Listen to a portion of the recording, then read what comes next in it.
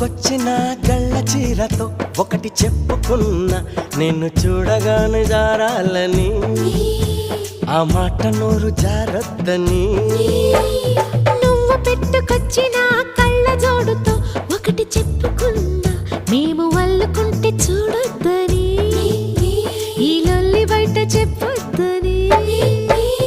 చెవులకున్న దుద్దులతో చెప్పుకున్న చిలిపి మాటలన్నీ వినోదయని, కాలికున్న బొమ్మలతో చెప్పుకున్న మసక చీకటేల మూగబొమ్మని.